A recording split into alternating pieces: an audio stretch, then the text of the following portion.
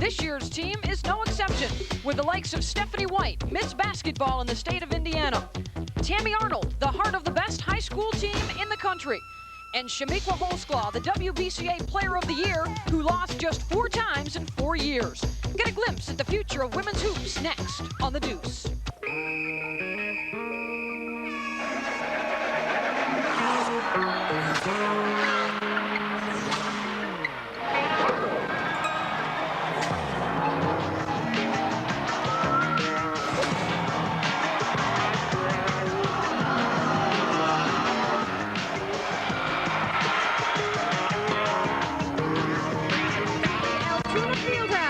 Altoona, Pennsylvania for the WBCA Nike Lady Foot Locker Girls High School All-America Game. And welcome to Altoona, Pennsylvania. I'm Beth Mullins along with Mimi Griffin and along with 20 of the best high school players in the nation. Some of their accomplishments, well, one of them, for instance, is called the Human Highlight Film. Another has scored over 3,000 points in her career, and yet another 66 in one game. And Mimi, all those accomplishments going to be on the floor today. Beth, what a treat it is to get this much talent in one gymnasium at one time. This will give these young ladies a sneak preview of what to expect over the next 4 years of their college careers. All right, let's start out with a look at the red team. Shamiqua Holsclaw and Tammy Arnold, perhaps the 2 top prospects their home states have ever produced. Shamiqua Holsclaw from Christ the King in Astoria, New York. The first thing you notice about her is just how effortless this game is for her. Her high school coach, Vincent Cannizzaro, has said that she is the best player he has ever coached, which is incredible when you think that he has had 38 players play in Division I college basketball. And Tammy Arnold, what a great player she is, from the #1 high school team in the country, Oregon City, Oregon, now goes to the #1 college team in the country, University of Connecticut. At 6'3", she's also very versatile, can score inside, outside, and I know that there are a lot of people in Storrs, Connecticut that are expecting her to fill the void of the graduation of Rebecca Lobo. All right, now for the white team, some Midwest royalty, including Stephanie White, Miss Indiana basketball, and Beth Ostendorf, Miss Ohio basketball. Stephanie White is 5'10", which is a great size for a point guard, but the thing that I like best about her is her understanding of the game. She not only plays the game, Beth, she thinks the game. She averaged over 36 points a game and over 13 rebounds from the point position. Those are incredible numbers. And then Beth Ostendorf is another one of those utility players that you just love. At 6'1", you can put her in any position in the floor, and I know that Jim Foster, the Vanderbilt coach, is anxiously awaiting her arrival in Nashville. All right, maybe the Lobos, the Charlotte Smiths, and the Nikki McRaes are leaving the college game behind, but there's a new class ready to come in to take the game to new heights. We'll meet the All-Americans coming up next on ESPN Altoona.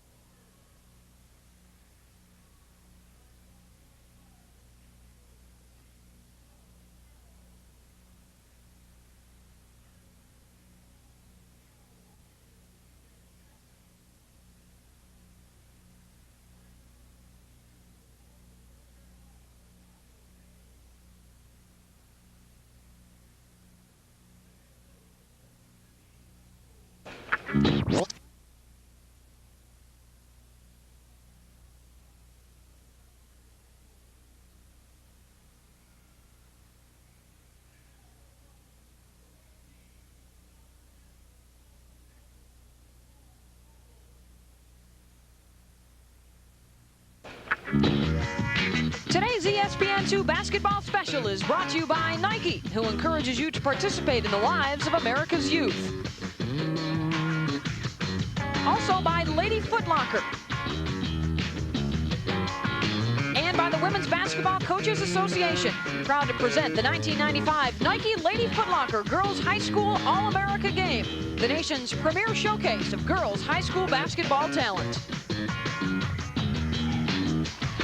And welcome Welcome back to Altoona, Pennsylvania. We're in the Altoona area field house for the WBCA Nike Lady Foot Locker Girls High School All-America game. The 20 best in the United States going head-to-head here this afternoon. Let's take a look now at the starting lineups. The Red All-Stars: Tammy Arnold, Shamiqua Holzclaw, Demaya Walker, Amy Duran, and Jessica Gaspar.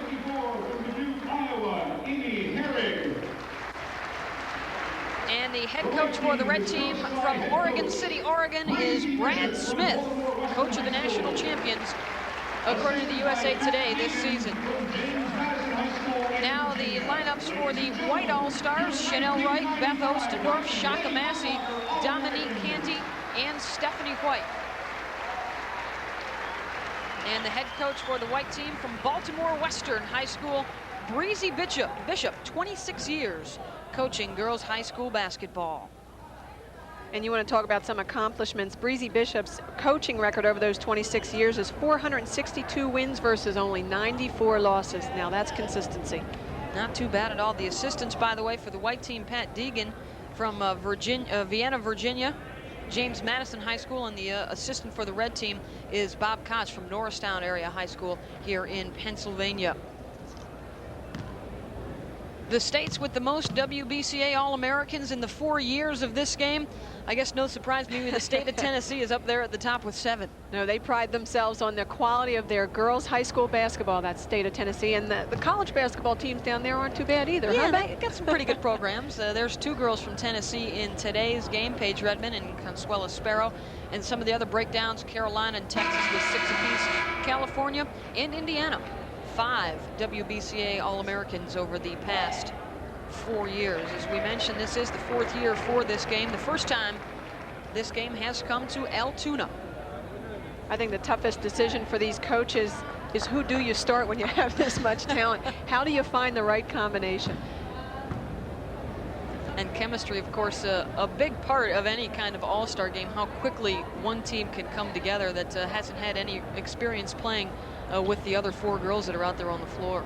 I think one of the things you're going to see in this all-star game, as in a lot of high school games, I think the guards are going to make the biggest difference in this game.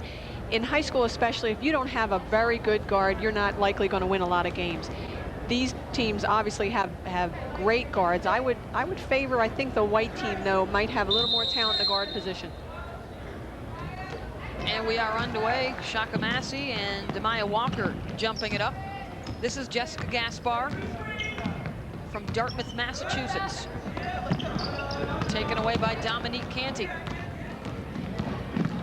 I think it's safe to assume, too, as the putback up and in from Stephanie White, this will be a pretty fast-paced game. I think it's going to be a give me and get out of the way kind of offense here, at least initially, while they get rid of their nerves. We've got a foul on the rebound. I believe it's going to go against Shaka Massey. That will be the first on Massey. And I think transition basketball is what we're going to see this afternoon. You can see a nice movement to the basket, the way she protected the ball, just put it up a little too hard. Unfortunately, her teammates there to save her. Demaya Walker hit a jumper for the red team down at the other end. Another offensive rebound for the white team. And that's Dominique Canty, one of the guards, getting inside for an offensive rebound. Dominique Canty was showing off her leaping ability yesterday in practice. There were a number of the young ladies trying to dunk the ball, and Dominique, at only 5'9", was grabbing the rim easily. She is the one I alluded to in the human highlight film from Chicago Whitney Young High School. She's told us that she loves the open court. She likes to deal in the open court, both for herself and for her teammates. There we get a look at Breezy Bishop, again, the head coach at Western High School in Baltimore, Maryland. Spent 22 years at Western and 26 coaching women's basketball. Has also coached at Towson State, Johns Hopkins, and Coppin State. Canty, first team All-American, headed to Alabama next season, and she connects on both free throws. 4-2 white early on. Arnold with a nice move inside off glass is good. And that's the thing that people like about Tammy Arnold is her versatility. You can put her at the top of the key and she can put the ball on the floor and score. Ostendorf, quick first step, nice up and under move for 2 That kind of move belies her 6'1" height. You'd think that that was a guard doing that. 6'4" White early on. And we've got a holding foul called on Chanel Wright. That is the first on Wright, second on the team. And Chanel Wright played for Breezy Bishop at Western High School. I'm sure that Breezy wanted somebody on the floor that she could really count on and that she knew her game well, and that's why Chanel Wright, I'm sure, is on the floor right now. Chanel Wright has not lost this year, 26-0 record. And there's Shamiqua Holsclaw for 2. White quickly down to the other end of the floor. Steal by Amy Duran. Duran, and she is fouled on the drive to the hoop. And we'll go against Dominique Canty. That is her first. That was actually a nice defensive play by Stephanie White. She realized that she didn't have a shot at trying to block that. So what she wanted to do is get her hand on the ball before the player gathered it and brought it up. Number 21, Amy Duran from Bethesda Stone Ridge High School. Another player who will be making her way to Storrs, Connecticut next year to join the national championship team, University of Connecticut. Be hard-pressed to find a better group of swing players than Duran, Nikisha Sales, and Carla Berube up there in Storrs. 7-6, a 1-point advantage for the Red Squad. Blocked by Walker. Put back by Chanel Wright, doesn't go. Scramble for the loose ball, and the White will keep it. It goes out of bounds off of Shamiqua Holsclaw. Right now in a half-court game, the White team is at a disadvantage because the Red team has superior height and size. When you've got Tammy Arnold, Demaya Walker, and Shamiqua Holsclaw in there, you're in trouble. White's 3 range, no good, and it will go back to the Red Squad. You get a look at Beth Ostendorf.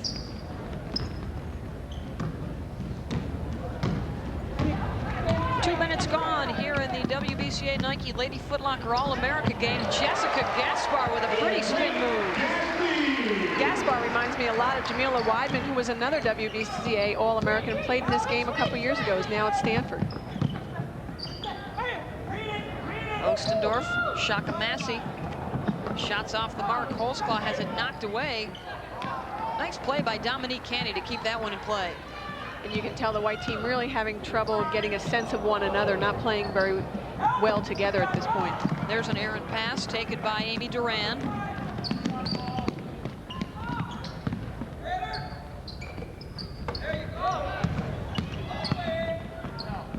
Gaspar again on the penetration. Dishes to Duran. Her jumper's good on the baseline. We noticed last night in the banquet that the Red team was very boisterous and the White team all businesslike. We wondered if that was going to continue today in the game. The Red team certainly has come out a lot stronger in the beginning.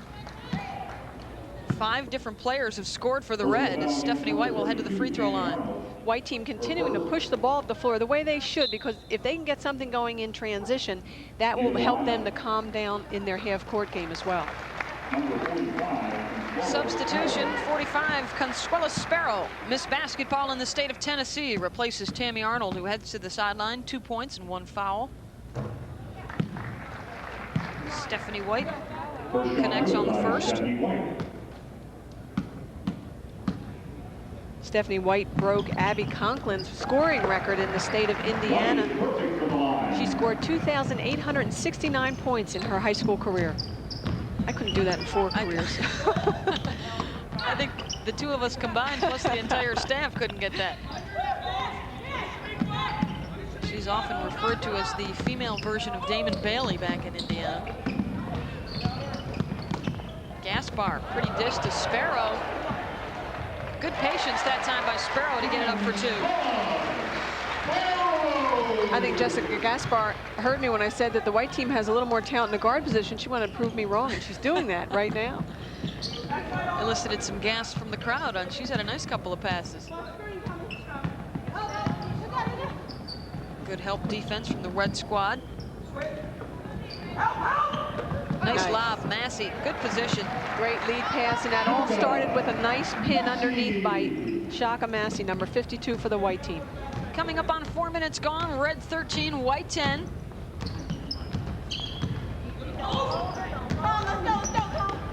Inside And Sparrow, another nice feed from Gaspar. And Sparrow will go to the line to try to convert the three-point play. Now that's an indication of Consuela Sparrow's strength. She had two players all over and coming down on her while this shot was in the air. And she was able to maintain her composure and take it straight up. That's concentration. Sparrow to the line to shoot one, and maybe we've got to be honest, we thought it might be a bit sloppy early on as the two teams kind of got to know one another, but that's not been the case thus far. I'm very impressed with the red team, especially in their half-court offense. They're really using one another well. 5 for Consuela Sparrow to lead the red team. They're up 16-10 with just over 4 minutes gone in the first half from Altoona. Back with more basketball after this.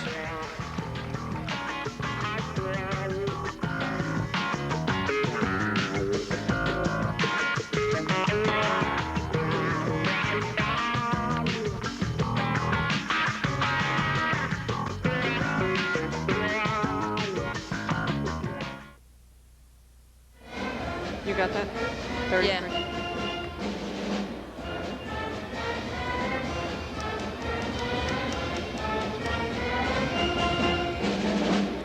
Okay. Talk to Mondays for Fridays, midnight Eastern with your host, Jim Rome, as he confronts sports personalities in his own unique style. Check it out Monday night, Nate Tiny Archibald, actually, Monday morning. That's 2 a.m., correct? Thank you. Going to do that when the game's in play. Thank you.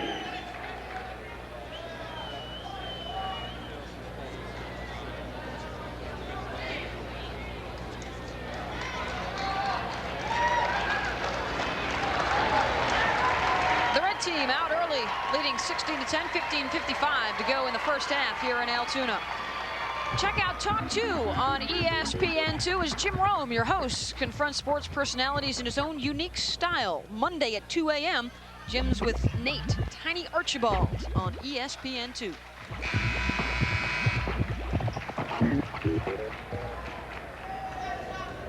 Six different players for the Red Squad in the books, getting some points on the board. And they have played a little more unselfishly and have really gotten into the rhythm quicker than the white team has. And I have to credit Jessica Gaspar with that. She's really kept her composure in the point position. Gaspar, one of 3 players in this game heading to North Carolina next season. Massey trying to work baseline. And it's knocked out of bounds and over to the Red Squad. Substitution during the break. Michelle Hassider, number 40 for the white team. She is now defending Gaspar on the point. Holzclaw slapped away by Canny. And then lost back to the red. And a jump ball called. Nice defense. Dominique Canny showing her quickness there, both with the block on Holzclaw as well as the rebound once she gets the block and then goes after the ball once again and is in the play again with Demaya Walker.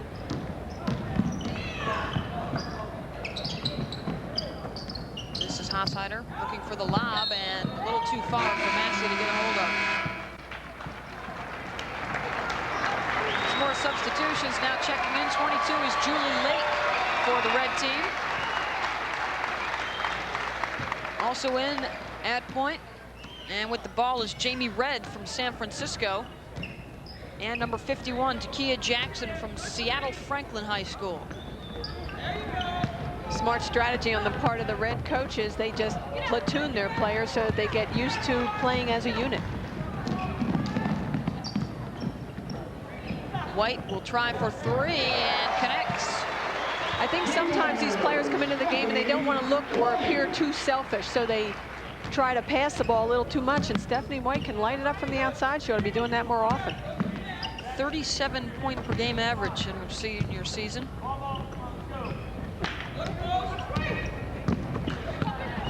Post up inside and a foul called as Sparrow tried to take it to the hoop.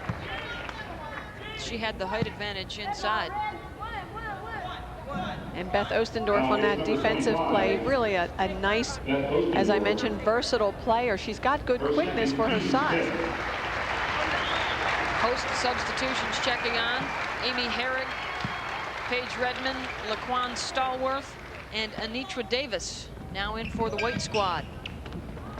Knocked away by Redmond. She gets the feed from Hassider. And a foul called on the rebound. Looks like it's going to go against Takia Jackson. That will be her first personal. Personal foul against number 51, Takia Jackson. Redmond set to inbound for the white team. Laquan Stallworth dishes to Herrick. Good help defense that time, and Herrick, I think, may have took one to the mouth. Yeah, she was not expecting that save and was in the wrong place at the wrong time, took it right on the nose. Yo. She appears to be okay, still in the game. Julie Lake with the ball right now.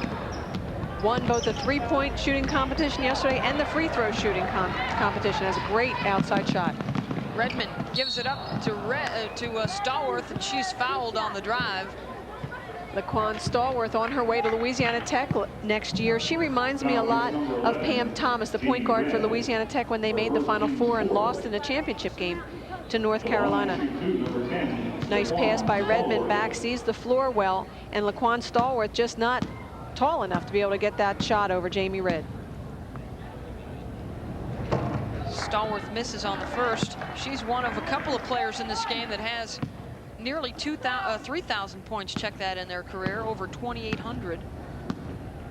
You know, it's really incredible when you look at the stats of these players and you realize that they've scored more points in a season than you would in a lifetime, and players that have only lost 4 or 5 times in a high school career. Some of that, I think, can be credited to the three-point shot, and a nice block by Herrick as she swats that one out. What, are you trying to make excuses for the number of points you scored better?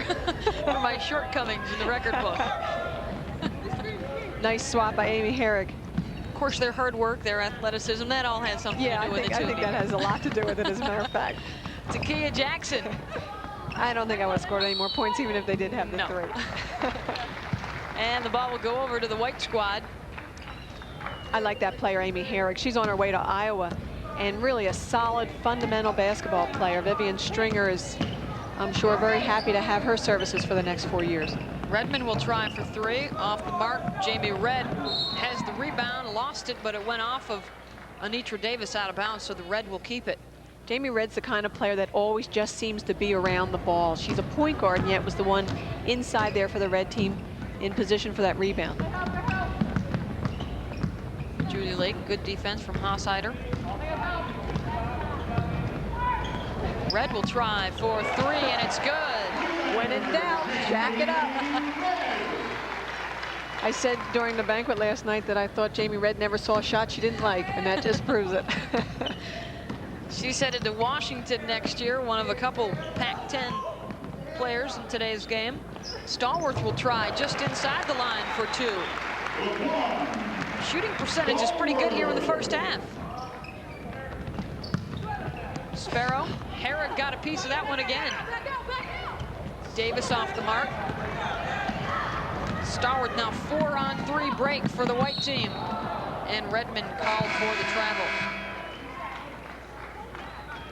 We really have expected an up-tempo game, and yet we haven't seen much of that. I am definitely impressed with the discipline of these players. Substitutions back into the game. Tammy Arnold for the Red team.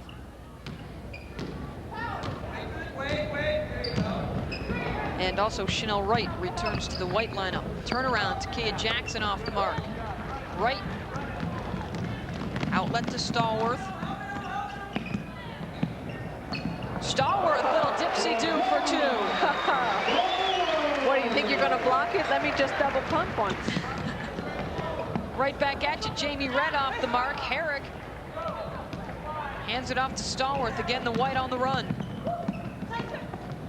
Up and under the defense off glass. Chanel Wright. Some more oohs and ahs from the crowd. Now we're getting that up tempo, and it appears to be to the advantage of the white team. They are converting. Yeah, you know, ever since Gaspar went out for the Red team, the Red has been a little disjointed offensively.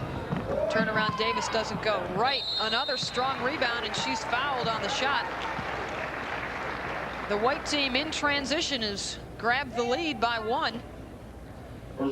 You talked about the fact that Chanel Wright went undefeated this year, 26-0. Breezy Bishop, her coach in high school at Western High School, and I was really surprised to see that she was the first Western High School player to pass 1,000 points as a junior, knowing that Dana Johnson, this year's center for the University of Tennessee, was also a Western High School grad. I'm surprised that Dana Johnson didn't pass 1,000 as a junior. Wright gets both free throws. We've got a timeout on the floor. 11:40 to go in the first half. White leading the red by 2.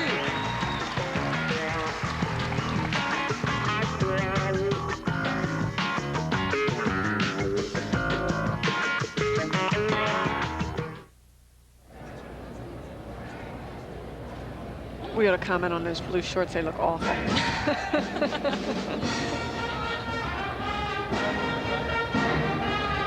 What do you have? What's that? 8. What was it? 8-0. 8-0 run for the white team last 2 minutes. Here, Scott, write it down on that stuff. Anything you think we can use, zip it right off.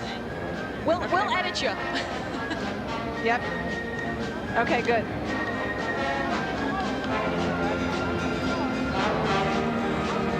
Okay, good. You want to take it right out of? Yeah, red's home, right? No, white's home. White's home. White, 22-19. Oh, I missed out on the last free throw. They got me. I think I said 21-19 at the break.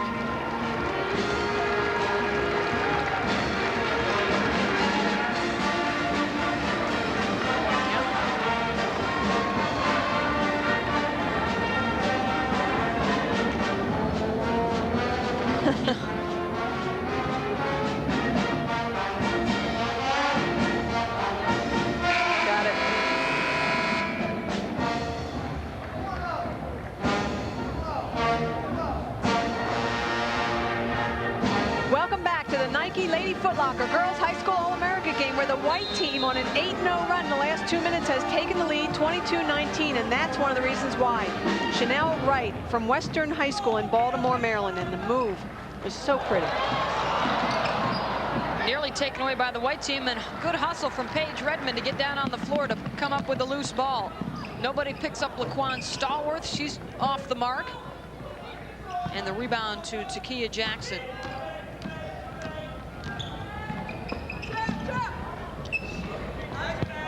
Inside looking for Davis, and she loses out of bounds. Actually, Herrick got a hand on it. Once again, can't say enough. Very impressed for an all-star game. Very few turnovers.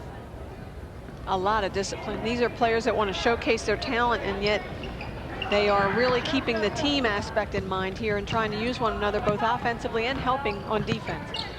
Tammy Arnold inside. Herrick may have gotten a piece of that one. Jackson tries to dump it off and knocked out of bounds by the white team. Looked like one too many passes there. Takia Jackson had the shot herself, looking to pass off instead. You know, it seems like it either goes one of two ways. One, it's the no pass offense, or it's the too many pass offense when you get into an all-star situation. Taken away by Wright to Redmond out on the break. And swatted away by Takia Jackson. Paige Redmond had made a crucial error there. She tried to take it up with one hand instead of trying to protect it with her right hand. Put it up with her left, protect it with her right. She tried to put it up with only her left, and that's the result. Amy Herrick gets 2 for the white team. White now with their biggest lead at 5 points. Julie Lake from Duncanville, Texas. And Arnold short on the shot, and a traveling violation on Anitra Davis.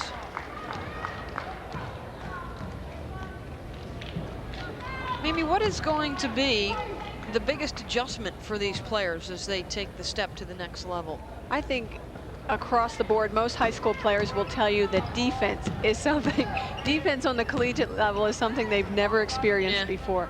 And especially when you go to the top programs like a Tennessee, a Connecticut that are always strong defensively, you just don't focus on that as much on the high school level. And the foul will go against Jamie Red. Jamie Red, her second. Her second personal foul, and we've got substitutions en masse once again. Amy Duran, Consuela Sparrow, Shamiqua Holsclaw, Jessica Gaspar, and Demaya Walker all return. Shaka Massey back on the floor along with Stephanie White for the white team. Beth Ostendorf returns, as does Dominique Canty. Let's see with the red team, with Gaspar back in the game, if they're not a little more fluid in their half-court offensive set. Good play there to keep the dribble by Chanel Wright. Shaka Massey, the fall away, no good. Nothing but red jerseys there for the rebound.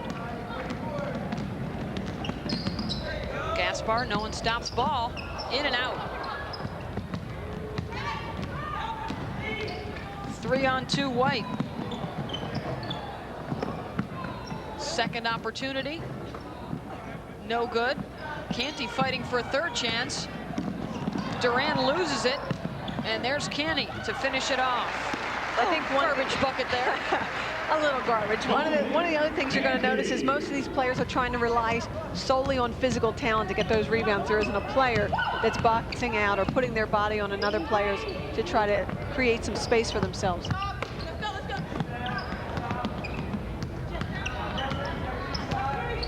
Gaspar feeds Duran. Taken away by the white defense once again. Stephanie Wright knocked down by Duran. Here comes Gaspar the other way. And she wisely will reset. Finds Duran from the elbow off the mark.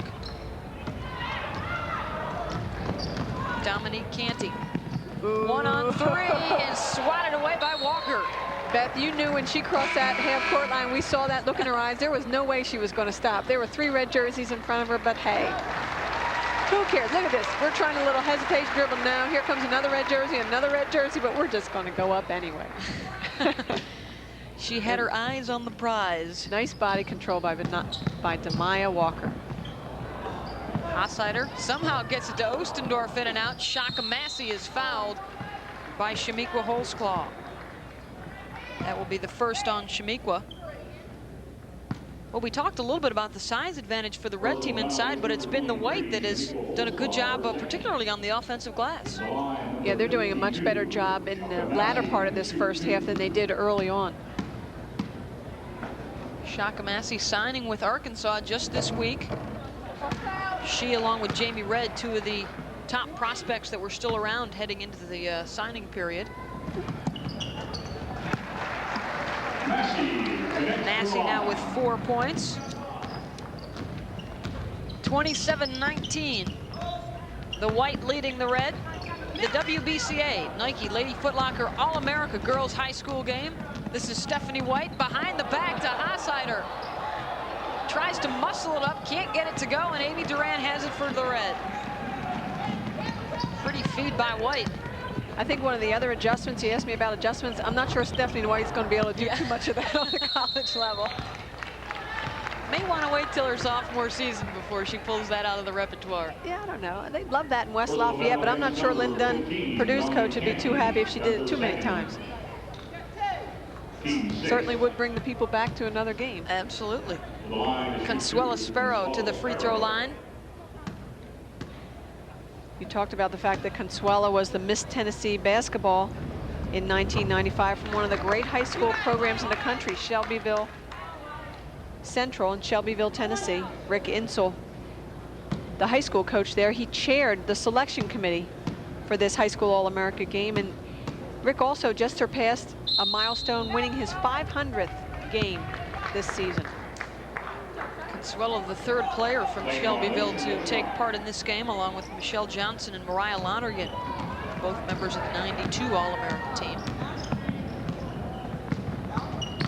Dominique Canty spinning in the paint. Tipped back up and in by White. That's the point guard, by the way. Yeah, but at 5'10", she really uses her height. Well, I asked her, how did you average 13 rebounds a game at the point position? She said, well, we had a lot of little kids on the team, and they went back while I went to the boards. Holsclaw, couple of shots at it, doesn't get it to go, but the red will keep it. Timeout. A 10-point advantage for the white team, and it's Stephanie White leading the way with 9 points.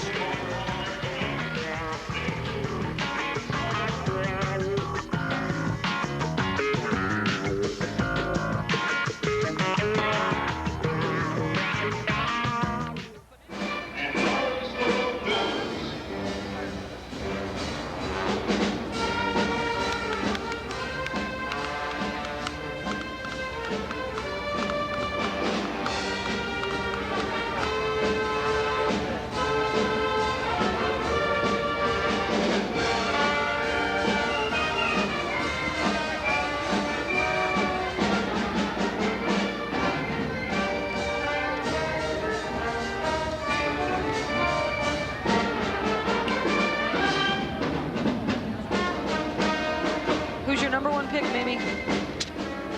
I gotta go with Kajana. Although I guess he's been impressive in the Yeah, that's what they say. in the camps. I don't know. No comment. Extra special player.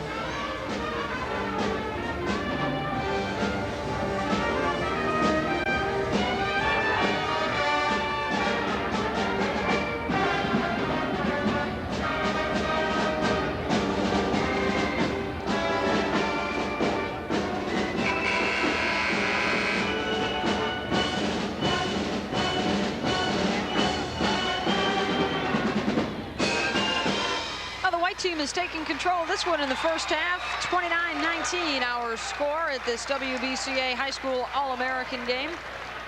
Coming up on ESPN2, complete round-by-round coverage of the 1995 NFL Draft. Find out where guys like Kajana Carter and Steve McNair will be heading. Live coverage on ESPN Saturday and Sunday at noon. ESPN2 Saturday at 7 p.m. and Sunday at 3 p.m. Back to the basketball, and the white has done the job as of late, a 15-0 run. It's amazing that this red team hasn't even scored in the last 6 minutes, 11 seconds. There's a jumper for Dominique Canty, 17-0 run. We just got the turnover stat, and it's really quite good for a game of this nature, with the white having 6 turnovers, the red team 5. Inside Holsclaw. Spins to the left for 2, and that breaks the run. Holsclaw has 4.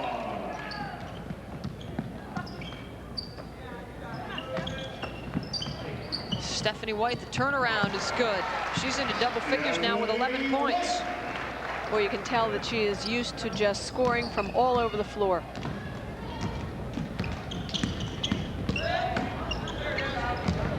This is Amy Duran off the mark. Rebound Ostendorf. Canty's on the run. What you used to call a little cherry picking. She gets 2. And a lot of players promise us if they get a breakaway, they're going to try to dunk. Well, Canty's one that has tried. Holsclaw tried the other day in practice, and there's a nice shot from Walker, and she'll go to the line to try and finish it off. She makes my all hairdo team, Demaya Walker. Really smooth move here by Demaya Walker, and you can tell the follow-through is what paid off for her there, because after the shot was already blocked, she was able to just power it up. Yeah. And she liked that one. She'll head to the line to convert on the 3-point play, and I think that's one of the things that has changed over just the last couple of years, maybe, is the strength of the players coming out of high school now.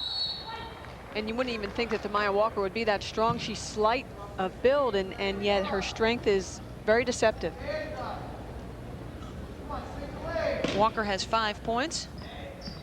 I think a lot of the players are taking to the weight room, and they're really concentrating on physical conditioning as well as just playing the game. They're working at being in the best physical shape they can be. Makes all the difference in the world. Massey's shot is off the mark. Rebound Holsclaw. And it really is, too, becoming a year-round thing at the high school level, isn't it, for these top players? Absolutely. For the top players, it has to be. You've got to concentrate on the one sport to become the best that you can. A couple of quick fouls called on Stephanie White. You know, Beth, teams in the bonus. Sorry, Mimi. Excuse me. You have a player like Kristen Focal at Stanford this year who excelled in both volleyball and basketball, and that's very unusual for a player to be able to maintain the focus and maintain that level of excellence that Kristen Focal did. She was playing in this game last year and headed to Stanford. One of a handful of All-Americans that were in the game last year that were in the Final Four this year. And Walker hits another free throw. There were 17 former high school All-Americans that played in the Final Four this year. You think they're having an impact on their programs? You think these players did notice that too? Oh, yeah. Just about all of them mentioning their desire to play for a national championship and maybe even the Olympics one day. And walking the tightrope on the near sideline, Gaspar, but taken away by Canny, and she draws the foul on the drive. And I don't think Demaya Walker, as we see Jessica Gaspar walking away, but I don't even think Demaya Walker minded getting that foul. She just liked the feel of blocking that shot. Yep. And you can see why she times her movement and just really has great body control.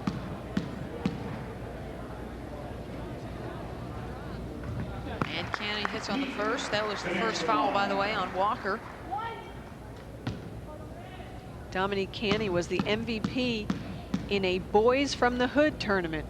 Just shows you what kind of competition she's been playing against in Chicago. Put back up and in by Amy Herrig. 4 points for Herrig. 38-25, up to a 13-point advantage. We've got just about 5.5 to go in the first half. Canny has the rebound. And a kick on Duran. Been impressed with Duran's defense here. She's gotten a lot of hands on basketballs, feet, whatever she can get in front of it defensively. Amy Duran is the quiet kind of player that you might not necessarily pick when you line her up with all these All-Americans, but you can tell from the way she's playing this afternoon that she's going to be someone to watch in the next 4 years. She really does a lot of the little things very well. White and Herrig, little two-player game, and Walker again called for the foul inside. I talked about how fundamental Amy Herrig is, and that move, that last move, was an indication of that. Look at the way that she protects the ball when she goes up. She knows she's got her defense on the left side, so she protects it with her left side. Good fundamental post move. Plenty of substitutions now. Jamie Redd, Takia Jackson, Tammy Arnold, Julie Lake, and Natasha Davis in for the red team. Laquan Stallworth, Natasha Davis, Chanel Wright, Paige Redmond, all back on to join Herrig for the white team. Amy Herrig was a state champion in the discus and third in the shot put as well. She was all-state in track, and she felt that gymnastics, which she participated in early in her years, was a key in her coordination for basketball. The putback, no good, but the foul called on Arnold, so Anitra Davis will head to the free throw line. Second personal on Tammy Arnold, and the white continues to have success on the offensive glass. First point for Anitra Davis. Her high school team finished 13th in the country this year. Another offensive board. Chanel Wright keeps it alive. And good job by Laquan Stallworth. Herrig misses on the shot. Jackson gets it to Lake. And the red is finally able to clear. That's out of bounds off of Paige Redmond. So the red team will keep it. We really haven't seen a whole lot of one-on-one moves either by the red team in their half-court offense. They've been stymied, and they're looking for the answers and looking for one another. Maybe somebody ought to try to take control. Jamie Redd off the mark. And Herrig will let that one go out of bounds. 4:30 to go in the first half. The white team up by 14. Well, you really don't expect a team to be, or a team of this caliber to be too unselfish, but that seems to be what's happening with the red team. 3-point shot off the mark from Wright. Red goes into the bench to save it, but it goes to Paige Redmond. Redmond on the drive, may have been blocked by Arnold. And now the Red with a fast break opportunity. Jackson all the way around and out. And now they are vulnerable the other way. Stallworth to Redmond, the finish. And credit Laquan Stallworth at 5'5" down on the defensive end, starting that break by getting the rebound. Jackson way up to try to save it, but it goes once again to the white team. Chanel Wright. Two-pointer, toe is on the line. That opens up an 18-point lead now for the white team. 3:30 to go in the half.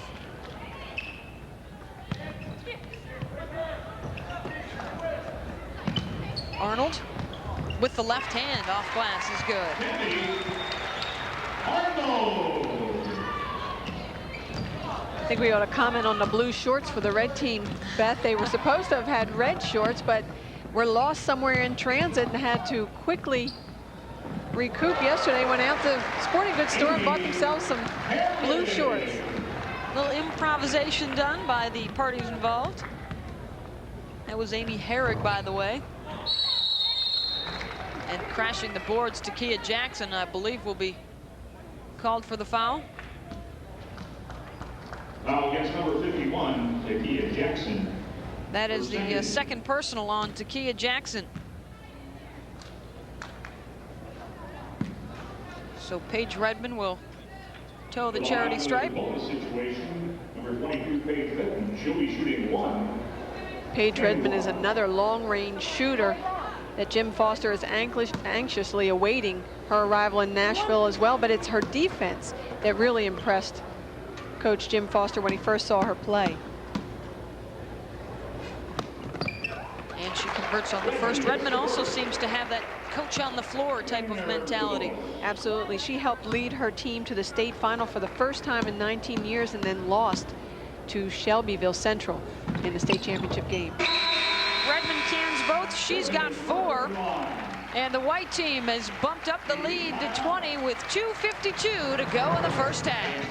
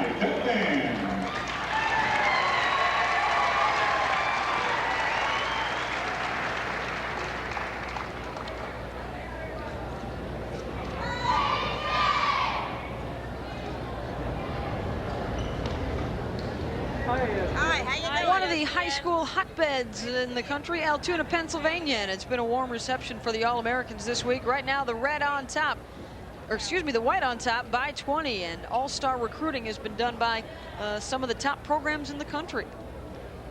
It's no wonder that the top players in the country go to the top programs, and just in this game alone, North Carolina, last year's national champion, gets 3 of the players: Jessica Gaspar, Natasha Davis, and Chanel Wright from this year's game.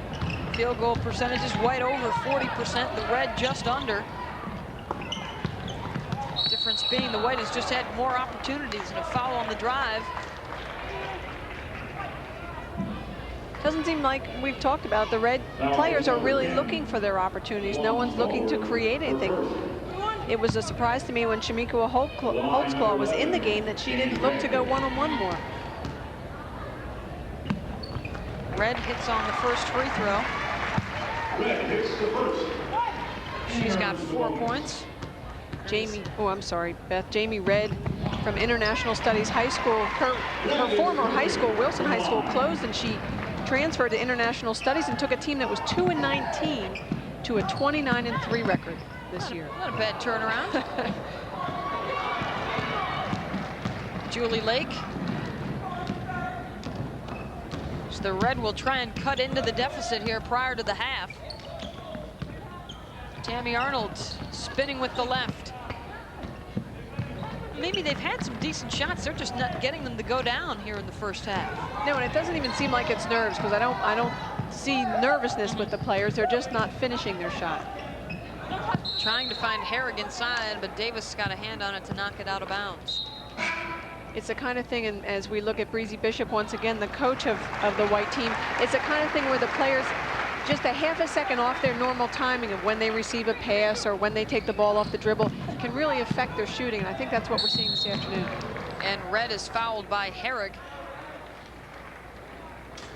And I think, too, you made a good point earlier in the game about the defense at the collegiate level. There's some pretty good defense out here at this level as well. They're probably not used to playing against 5 players defensively that have the speed and the height that's out on the floor. Well, they're obviously not used to going up against this kind of talent consistently on their high school teams. But that's something that, again, another adjustment. They're going to have to realize they go into college teams and they're all stars. So you've got to fit in and play your role for the whatever college program you choose. And for some of these all-stars, it may be being the leader, like when Katie Smith participated in the high school All-America game. She goes to Ohio State. Her freshman year, they end up in the Final Four. Knocked out of bounds by the Red team as Hossheider was trying to lead the break. She is headed to Colorado next year to play for Coach Sealberry. Stallworth, and she is fouled by Red.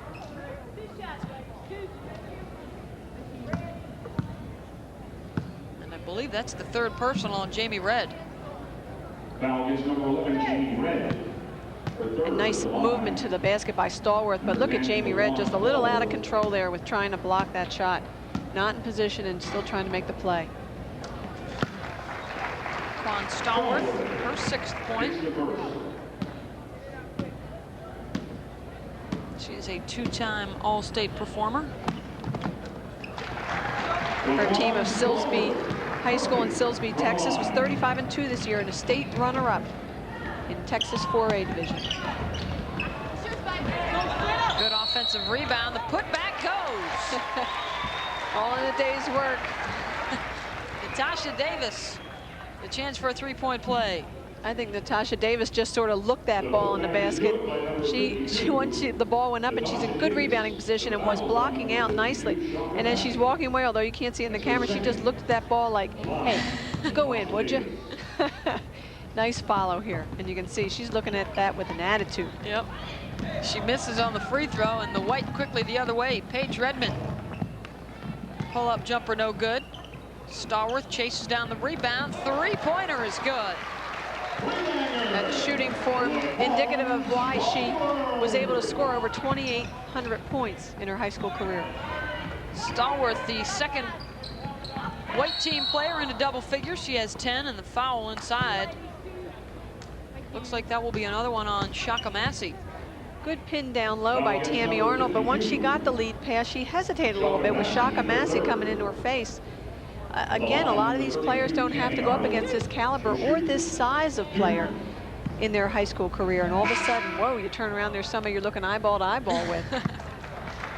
3rd personal on Shaka Massey. She will check out of the game. Beth Ostendorf returns for the White team. 1:16 to go in the half. 20-point advantage for the White.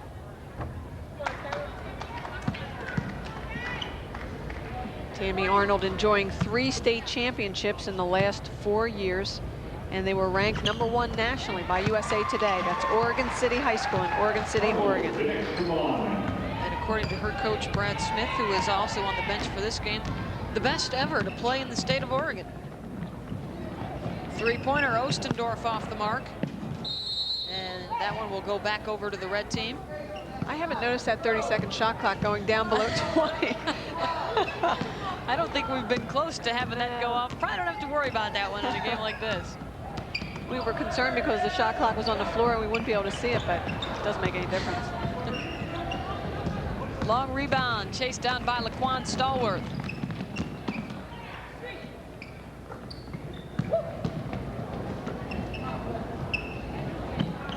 Coming up on 40 seconds to go in the half. Hossider. Tough shot, off balance, in and out. Lake has the rebound. You could tell that Hossider didn't even want to take that shot, but she didn't have many options. Nice dish, and the foul. Davis fouls Davis. Good look, though, from Takia Jackson to try to set up Natasha Davis. Natasha Davis, we mentioned going to the University of North Carolina. I'm sure Sylvia Hatchell is very happy about that, and the strength inside that she'll provide for them. She's a quiet leader, has been called a quiet leader by her high school coach, Marcia Crump. She's from Morgantown, North Carolina, and is very happy to stay in state to play her college basketball. Red has had some problems from the free throw line here in the first half. Natasha Davis was also Player of the Year in volleyball in her high school. So she's multi-talented. Yeah. Jamie Red, good hang time, and she gets the hoop. You can tell that's why the crowd showed up today. They want to see more of that. Red with 8 points now to lead the red team. Redmond's shot was blocked by Arnold. At the buzzer, Natasha Davis doesn't get it to go.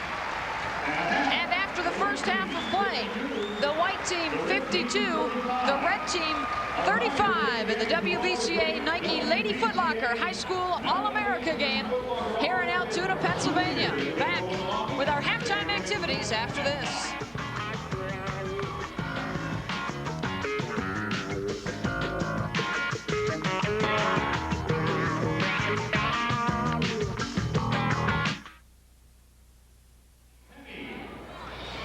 And Sheets Incorporated. Thank you.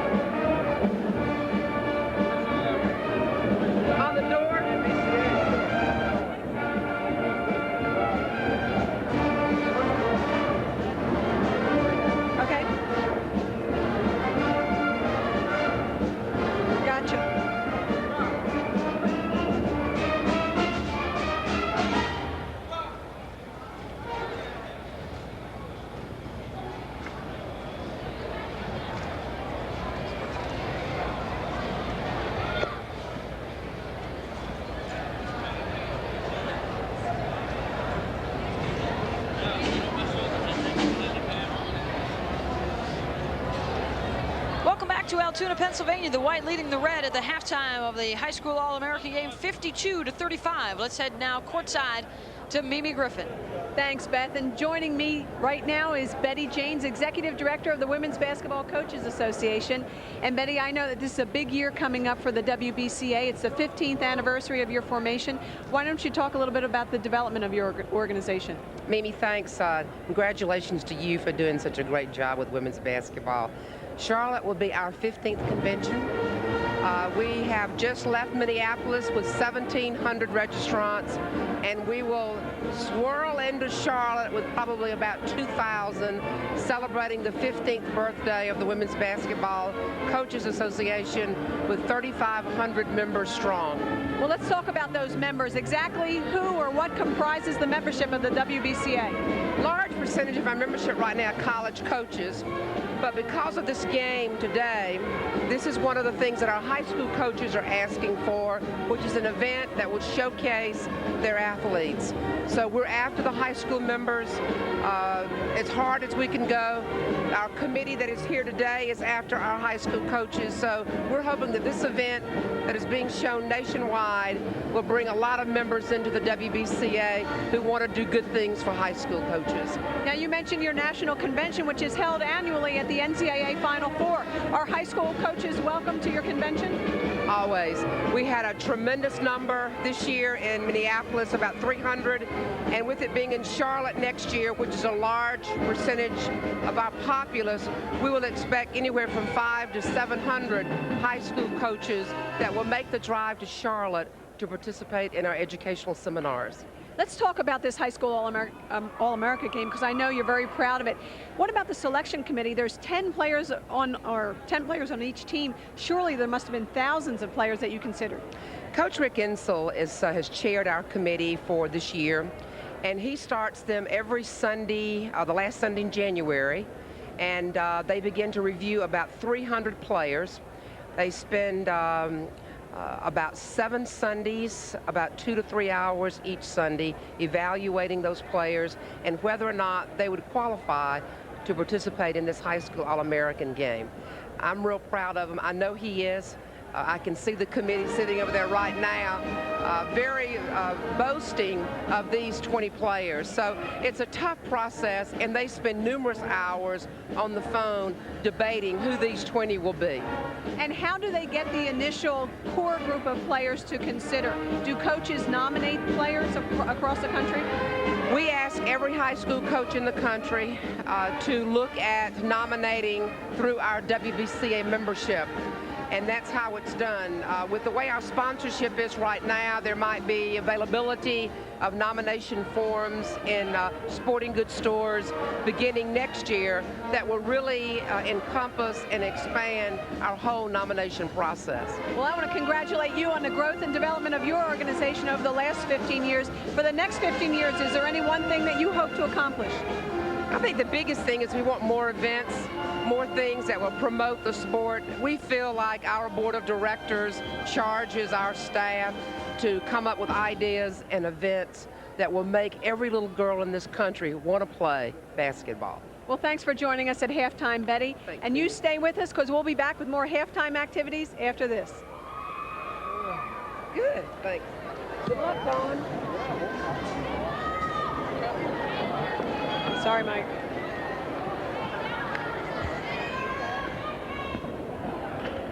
Okay.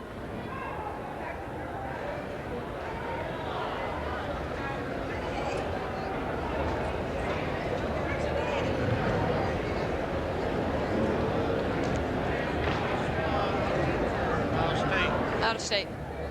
From New York. Yep.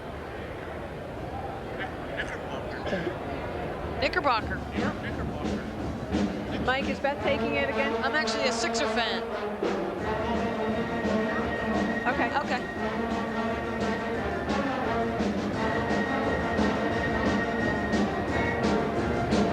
What's my lipstick? Good job. Yeah. Good job. Looks good.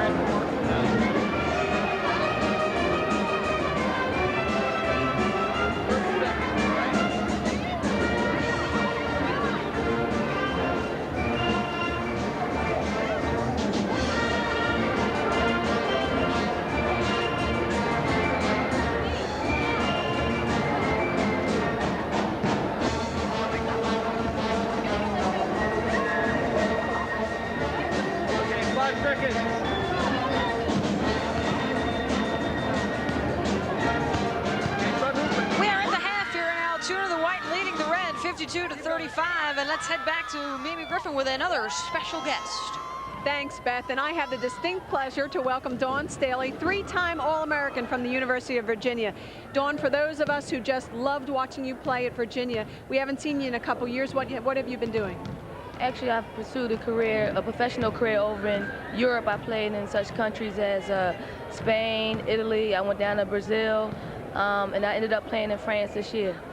Have you enjoyed that experience? It's got to be frustrating being one of the great players from women's college basketball to not be able to play at home. How has it been overseas? Actually, it's sort of bittersweet, but I'm glad that I had a chance to continue my career and after college, just continue my career. But at the same time, I think it goes to show that we can continue our career even though it's overseas. But I'm glad we have an opportunity next year and hopefully play in the States and get this thing started, because I think women's basketball has come a long way, and it's going to continue to grow. Let's talk about it a little bit. You must be delighted with the announcement recently of USA Basketball to form a women's national team that will compete and play and practice together all year, and the players will be paid to do so. Well, I guess the pay is just incredible. I think I would just enjoy playing in the States, just to play here, just to show people that we can play after our college careers, and we do play our best basketball after that time.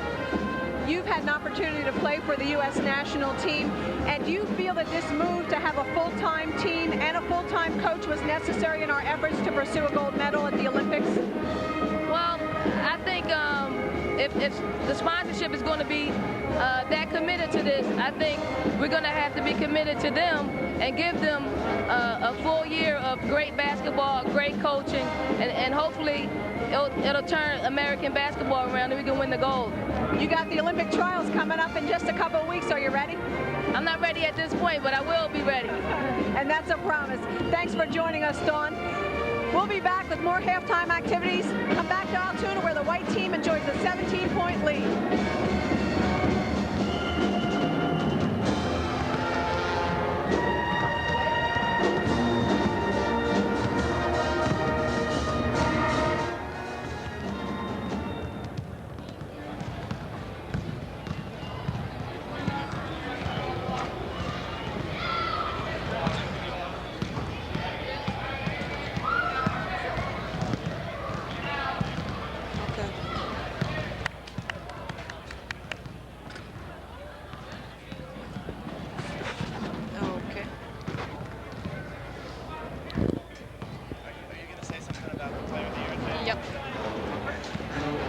Okay.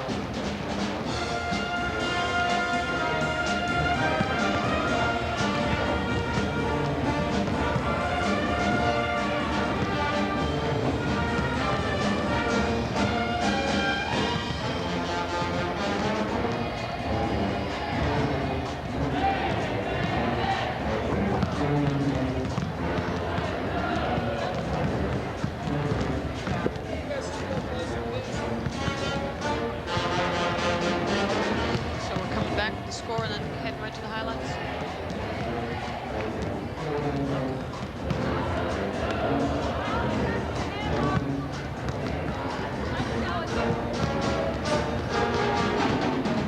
Rebounds. Yeah.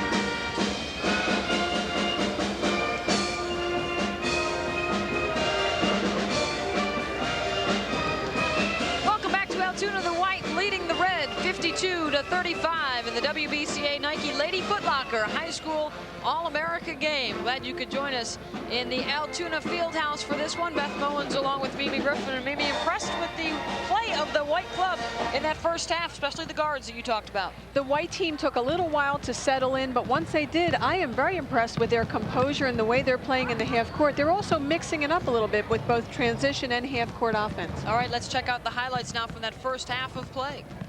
And you can see Stephanie White, this is what she ought to be doing the entire game. She is just used to scoring from all over the floor. This is the transition game we talked about. We expected to see a lot more of this from both teams, but surprisingly enough, they've not utilized it much.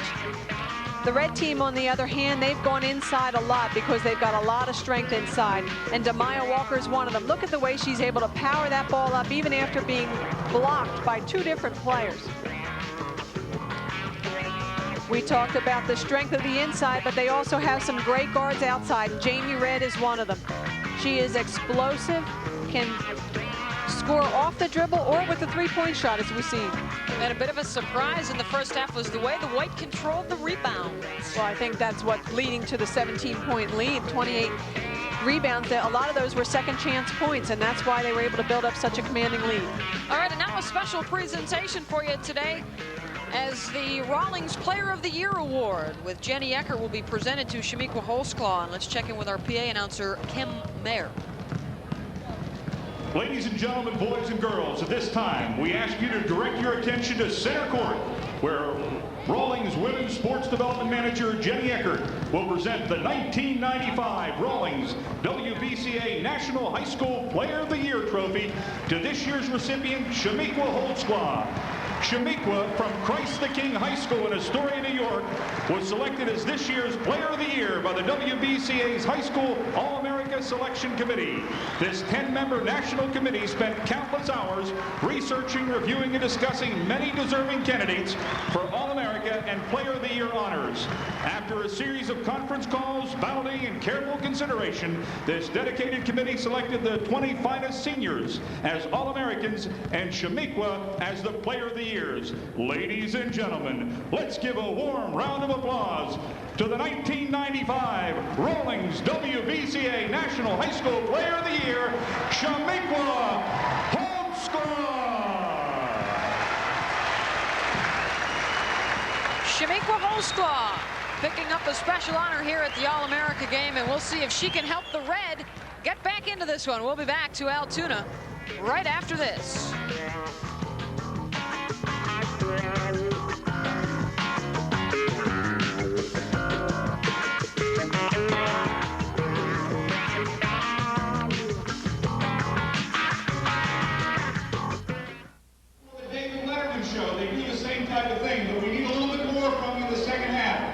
You got them watching this game from Florida to Alaska, from Maine to Hawaii. So you got to really get it pumped up in the second half.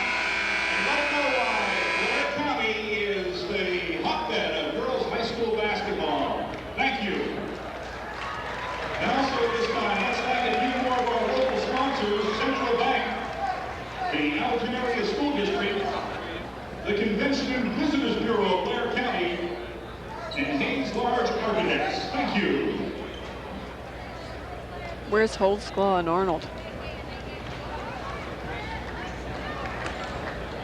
Oh, now don't jinx us, Mike.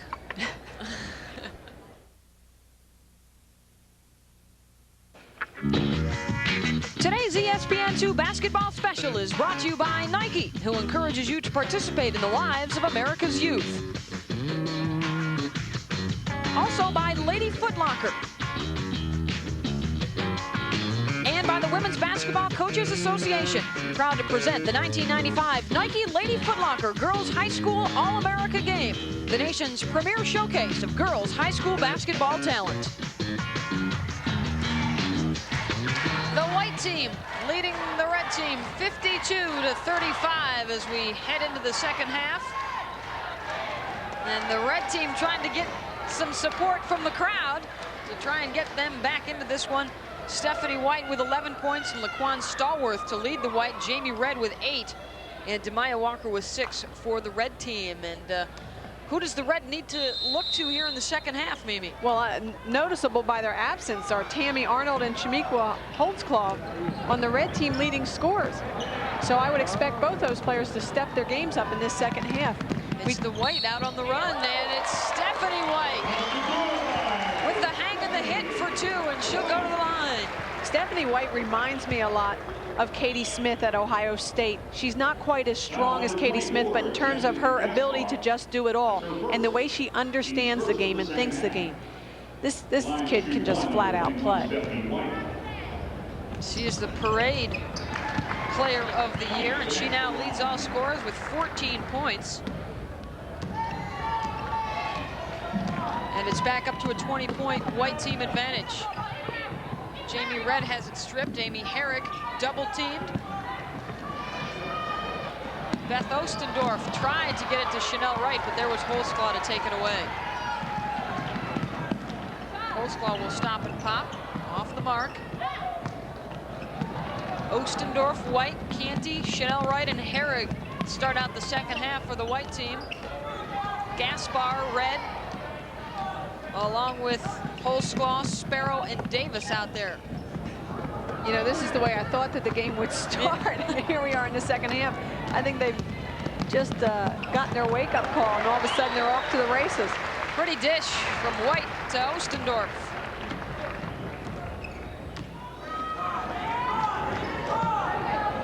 Jessica Gaspar feeding Sparrow. Good head fake. Short on the shot, though, and Herrick has the rebound. Still the white team dominating the boards, giving the red no second chances at the basket. They're also dominating in the transition game, too. They have been on the run here early in the second half. Chanel Wright will head to the free throw line after she was fouled on the drive. Foul against number 23, Shamikwa Holsclaw has her third personal foul. The city of Altoona has really welcomed these young ladies with open arms, and they've been here actually since Thursday, Beth, enjoying a lot of the local hospitality, local sightseeing. They've had a full schedule each of the days, and I'll tell you, it looks like it's taking its toll on the red team. They just don't seem to be quite on top of their game yet. Wright gets one of two.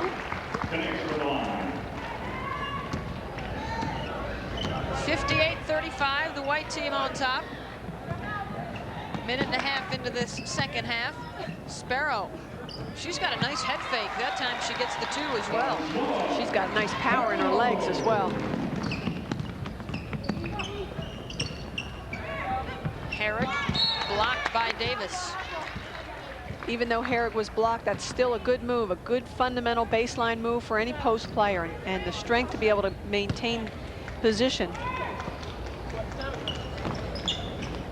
Inbound goes out top to Canny. Herrick spinning to the left.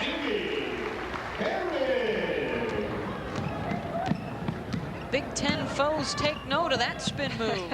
And Amy Herrick said that Shonda Berry, a former player at Iowa, was one of her role models, and you can tell by the way she plays this game.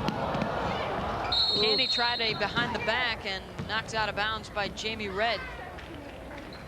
A little too much showtime. Now the white will keep it.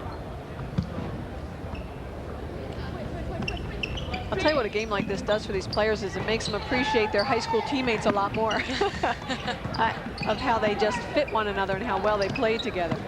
Herrick again with the left off the mark. Slapped away by Jessica Gaspar. Tries to feed Jamie Redd off the mark.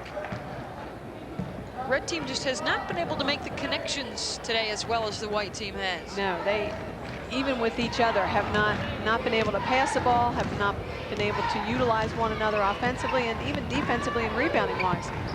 It's the same thing. Canny. Davis got a piece of it. Holsclaw has the loose ball. And knocked away by Canny.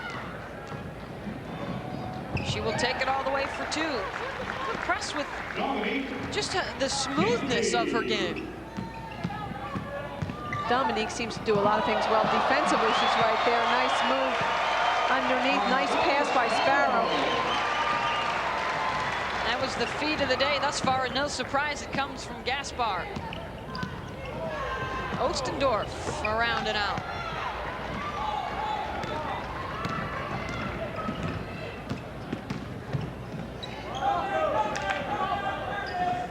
Shamikwa Holsclaw over Herrick. Herrig can't get it to go, but it's off of Amy Herrig and out of bounds. Holzclaw has had success in this building. I was just going to say the same thing. She ought to feel like this is her home court. When she played here in a holiday tournament, she scored 30 points, grabbed 11 rebounds, and delighted the crowd because she made her first 12 shots. I don't think she delighted Coach Art Tannehill from Altoona very much so. Picture perfect fast break by the white team. Beth Ostendorf for 2. She's got 6 points. Jamie Red, the finish, and she'll get the freebie as well. Basket counts, Jamie Red. Jamie Red has suggested that Deion Sanders is one of her role models, and you can tell her personality is real upbeat, real flashy, and her play mimics that personality. Foul charge to Stephanie White. Paige Redmond now into the lineup, replacing Dominique Canny. Red misses the free throw. Redmond chases it down.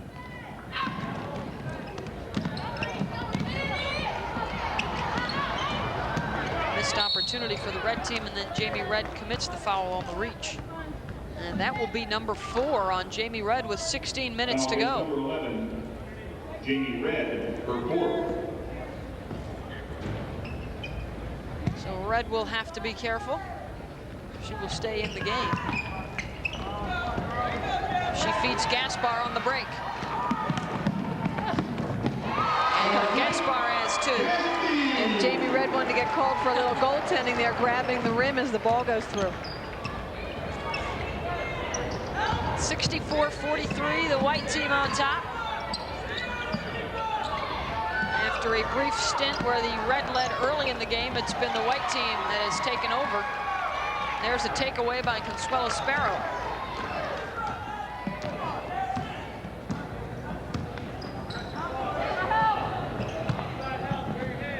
Feed to Sparrow. And there's a takeaway, Chanel Wright.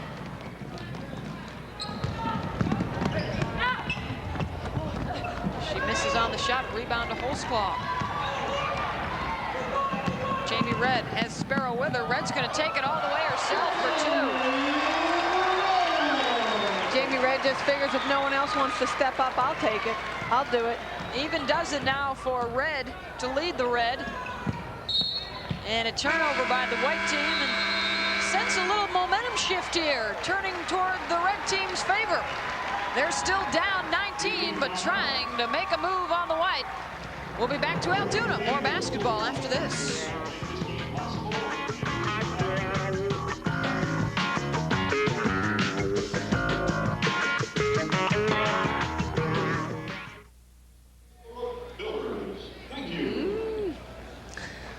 I got to get back into this one. Yeah.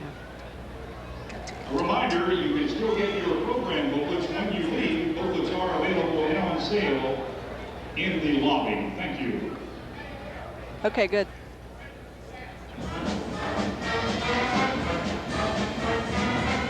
Got it. Okay.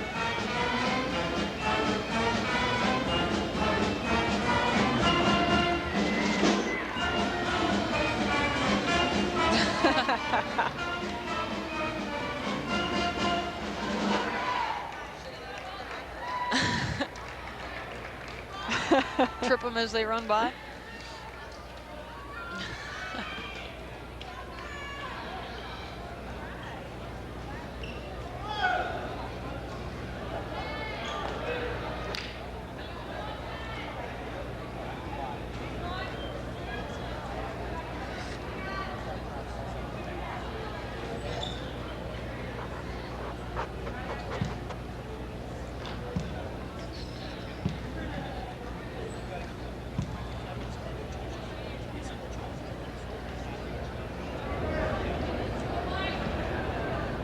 Welcome back to the Nike Lady Foot Locker Girls High School All-America game. Jessica Gaspar, number 24 for the red team, is known as a shooter. But you know what? She can pass, too. Look at this nice feed inside.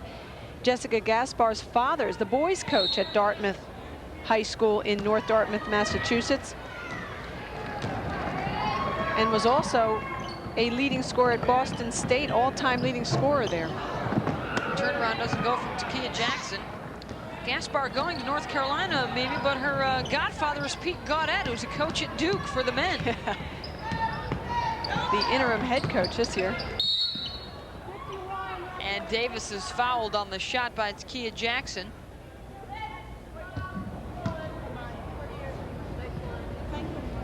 And I believe the officials will say it was a non-shooting foul.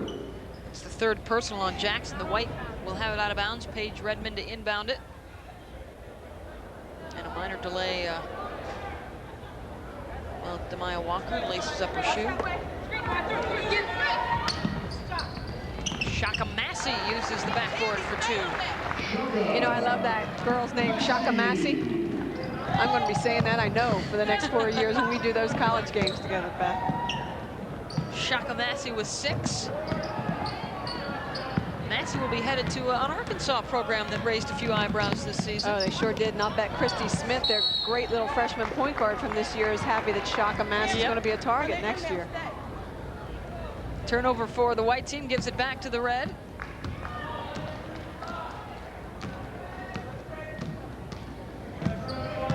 This is Julie Lake now into the game. She will use the pick. Hits the shot for 2. That's her first bucket. And she continues the form from yesterday when she won the 3-point shooting contest and the free throw shooting contest. Lake, Duran, Jackson, Walker, and Arnold out there for the red team, and another turnover. Paige Redmond, Laquan Stallworth, Davis, Hossider, and Massey on the floor right now for the white. Tammy Arnold has been uncharacteristically quiet so far this game. Arnold, and she draws the foul on Davis. You must be speaking louder today. Maybe that's the second time you mentioned somebody and they came right back. Took it to the basket. Are we on the PA? Foul against number 32, Anitra Davis. Her second. Anitra Davis gets her second. Tammy Arnold. And her free throws in and out. Over 2,100 points in high school and over 1,100 rebounds. She gets to go play with Nikisha Sales, who was also a high school All-American and played in this game. Arnold next to line. 6 points for Tammy Arnold. 18-point white advantage. Stallworth feeds Massey. Walker with a block. See if the red can get some transition points. And Jackson loses it off her foot out of bounds. Red team just can't seem to get it down under 15 points. Well, they're really not, again, using one another. It's a lot of individual basketball. Good pick and roll. Massey off the mark. And Shaka chases down her own rebounds. Stallworth, the runner with the left hand, doesn't go. Walker way up for the rebound, and the red has the numbers. And now they're fighting for the basketball. There again, a little too much showtime on the break, and the turnover will give it back to the white team. I talked to Brad Smith, coach of the red team, about the fact that Tammy Arnold's traveling all the way across country to play her collegiate basketball, and he said that he's really happy about that, to show that the players in Oregon that they can go anywhere and can compete anywhere in the country. Once Lori Milligan traveled cross country to go to University of Tennessee, it really opened the doors for a lot of the Oregon players. Massey, the putback, no good. Takia Jackson waiting for some help. She gets it. Arnold off the mark. Jackson's turnaround is good. And it's the post players for the red team who are spurring the offense on the fast break. And with that bucket, everyone now for the red team has scored, and they've cut the deficit to 16.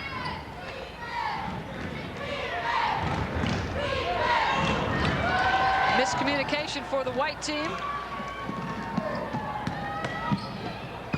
Arnold may have been fouled on that one, no whistle. Davis on the break. 2 for Anitra Davis. This pace is definitely getting to these players. You can see a lot of them slowing down. Arnold will try for 3, and it's good. Well, if we can't get our game going on the inside, let's come out to the three-point line. That just shows you the versatility of Tammy Arnold. Yep. Pick them up a little quicker out there behind the arc. Reminiscent of Rebecca Lobo, could do the same thing. Paige Redmond off the back of the rim. And now the Red with an opportunity to cut the deficit below 15. Another three-point attempt off the mark.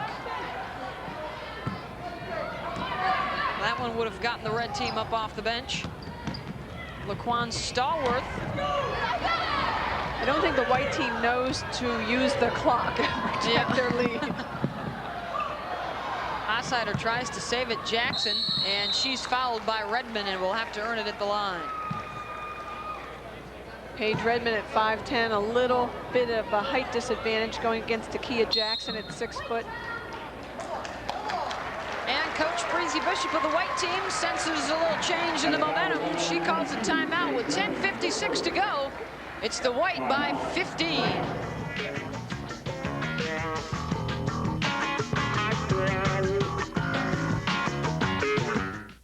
Caldwell Banker, Town and Country Real Estate, Granny's Family Restaurant, and David's Large Architects. Thank you.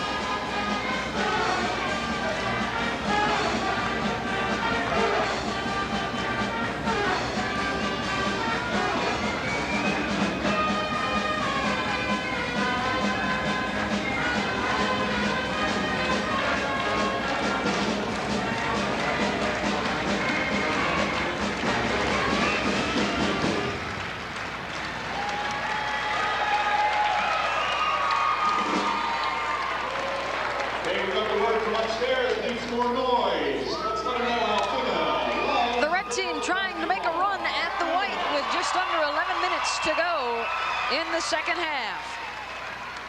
ESPN2 will bring you baseball across America, a tour which will consist of baseball games from all levels of the minor leagues. Next up, the Iowa Cubs and the Buffalo Bison. That will be May 4th, 10:30 a.m. Eastern Time on the Deuce. And at the free throw line for the red team is Takia Jackson, who will take her game to UCLA next season.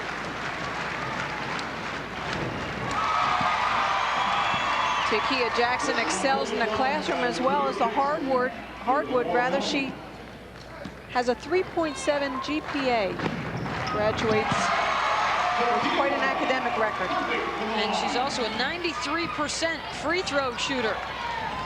More importantly right now, for the first time in the second half, the red team is under that 15-point mark. And they come away with a steal.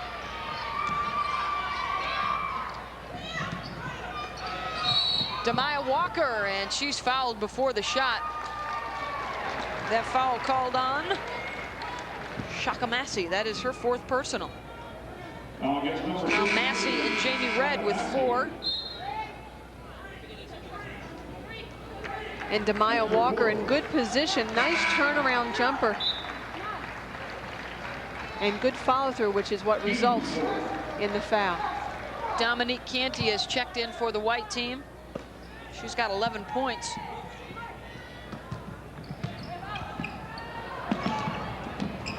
Knocked out to half court.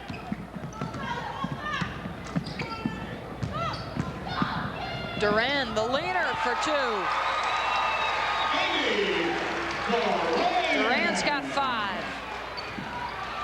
68-57, the white now up by 11 with 10:14 to go. The red has more talent inside in their post positions, and yet it's been their outside scoring that has really gotten them back in this game.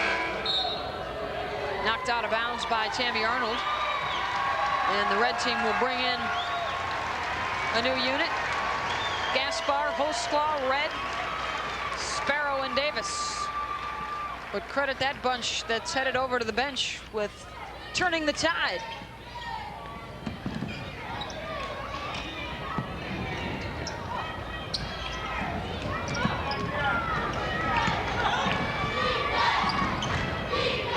White team works it inside. Herrick short.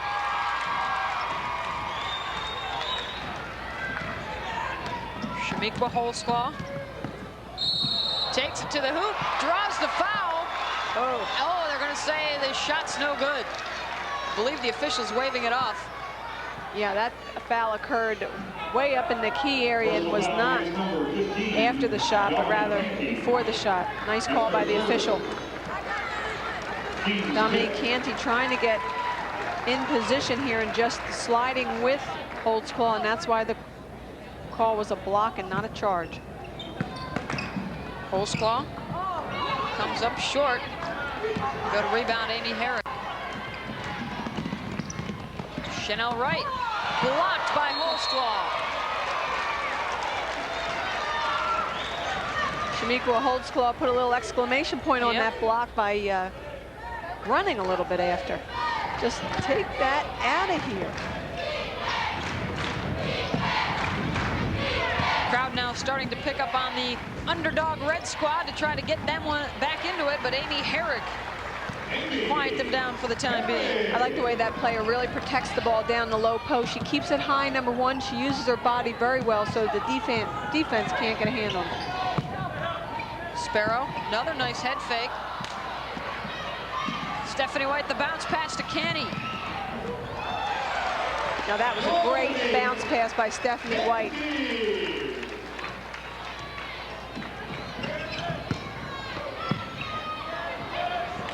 Another defensive rebound.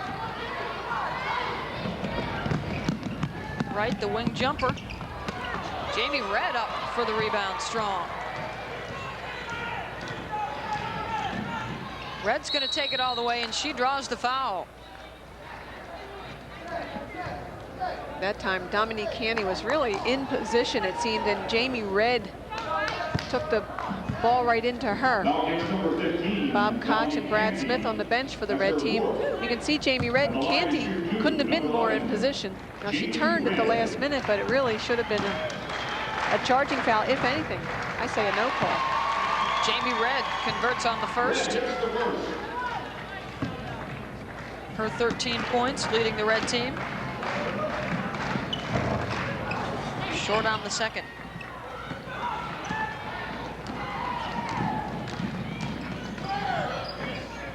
Stephanie White to Canny. Good use of the body to lean into the defense to get that shot.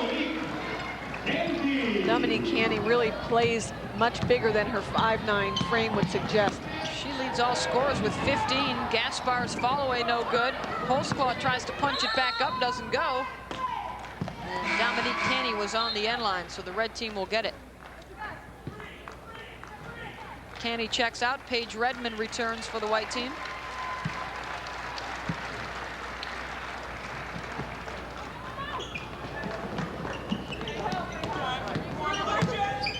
Holsclaw. Davis off the mark. White way up for the rebound. 3-on-2 break. Stephanie White. Dish to Herrig. Blocked by Holsclaw, and Shamiqua, though, stepped on the end line. She's had a couple of nice blocks. We've got a timeout with 7:57 to go. And the White has built the lead back up 74-58.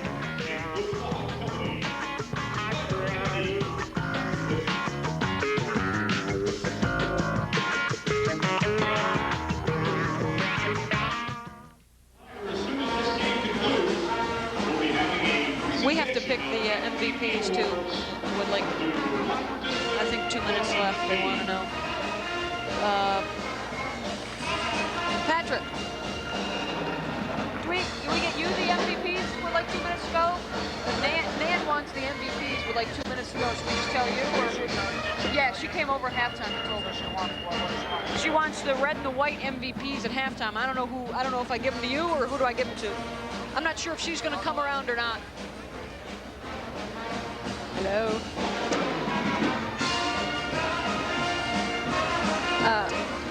Who would you select, Beth? At this particular time, Mimi, I believe Jamie Red might be one. I believe red and white. How about that? Red and white. Can't get much easier than that.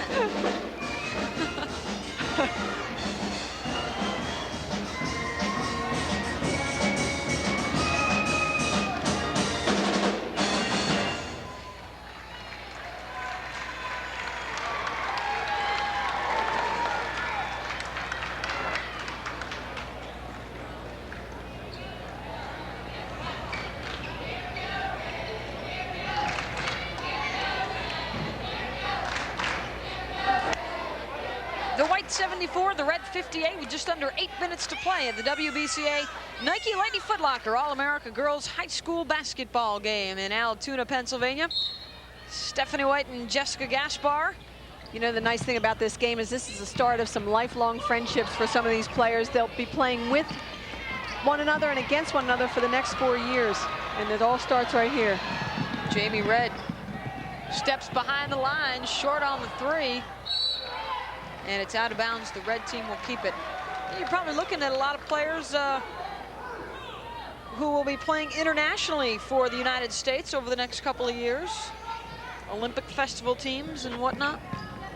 Junior national teams that may travel overseas to play. That's a great experience for these young players, not just the basketball experience, but the ability to travel overseas and see different things that they wouldn't otherwise have an opportunity to see. Nice wraparound pass right to Herrig. 13 for Amy Herrig, 15 for Canny, 14 for White, and 10 for Stallworth. So 4 players in double figures for the white team. Again, they have the numbers on the break. And Chanel Wright is there to finish. And just when you thought the red team was clawing their way back in, the white team is taking control once again.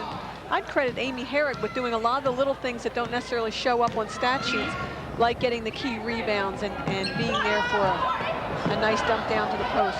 Gaspar off the mark. Right. And she's hammered by Gaspar.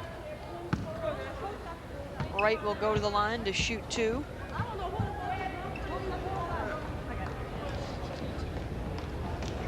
Foul against number 24. And Chanel Wright doing her part to lead this fast break, filling the lanes nicely and drawing the foul. One way or the other, you always want to score on that fast break, whether it's on the shot or on the foul line. I guess they said that Wright was going to pass it, so the White will inbound, and there's Herrig. I think if you asked Chanel, she was going to shoot it. I don't think there'd be too much debate about that one. Red off the mark. Herrig again with another rebound, and that time tried to outlet it to White too quickly. Sparrow with the layup. Sparrow into double figures with 11 points. I'll tell you, the body control of these players. Shamikwa Holtzclaw there with the block. Not only does she get the block, but she hits it off of her opponent to be able to get the ball as well. Look at the ability to hold your body away so you don't create the foul situation and then block the ball off the offensive player. Sparrow has a handful of blocks. Jamie Red, 3-pointer off the mark. Stephanie White handles the ball well, and no one checks her, and she makes the red team pay. Boy, that's a nice shot off the dribble to be able to pick it up and quickly release like that. Second 3 of the day for Stephanie White. She's got 17. Holtzclaw fouled from behind by Chanel Wright. You know, there are so many players, guards in particular, that if they would just develop not only a stand-up shot, but the shot off the dribble like that, whether it be a jump shot or just a set shot, and work on the release, then there's really no way to stop you, because a player doesn't know whether to play off you, play tight. And Stephanie White is definitely one of those players that you've got to play honest. Ostendorf checks out of the game. She is replaced by Anitra Davis, and Holtzclaw to the line to shoot 1 and 1.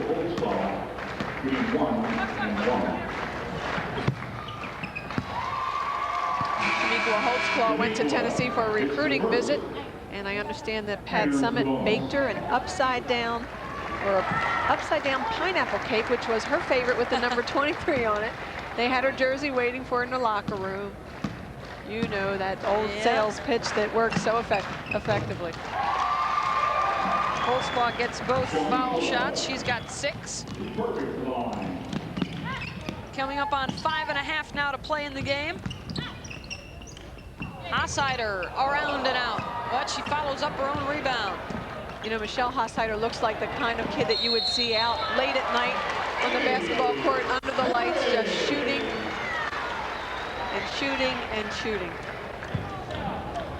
Let's take a look at Amy Herrig. We talked about her nice moves. Look at the pump fake here to be able to get her defender off the ground. This young lady was taught well in high school, and I'd have to credit her high school coach, Larry Krogan, with a lot of these moves that Amy is demonstrating. 18 points, excuse me, for Amy Herrig, and she'll be a nice addition to an Iowa team that has several players that played in this game last year, including Tiffany Gooden.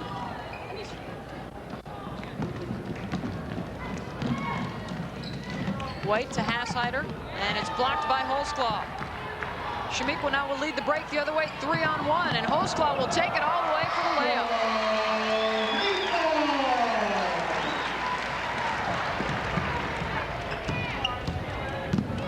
Stephanie White. Nice pass, Herrig with 2 more. Credit Amy Herrig and her hands for being able to handle that pass. I'm sure Herrig had no idea it was even coming. They'll have to play against one another next year in the Big Ten, but right now they are leading the White, a 24-point lead with 4:36 to go. Back to Altoona after this.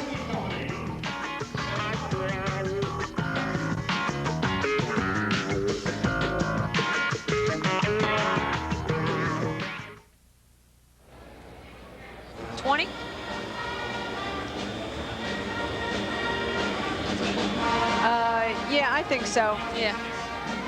Okay. Great. 19 for Herrig. How many? Okay. And I think White has 17. What's White have? White, Stephanie White.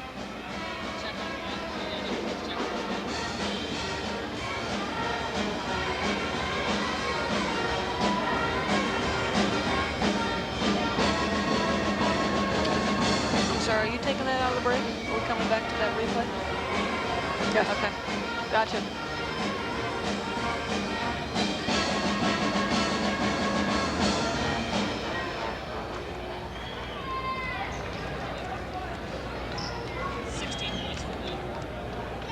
$16 for White.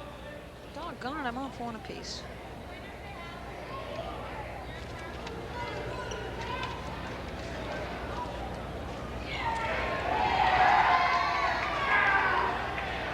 Okay.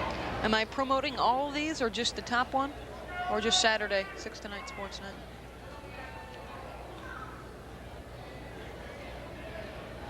Welcome back to Altoona, where the White team has a commanding 24-point lead. Stephanie White with the ball is known as a scorer, but guess what? She can also pass too. She averaged over 8 assists a game for her high school team, and look at the points.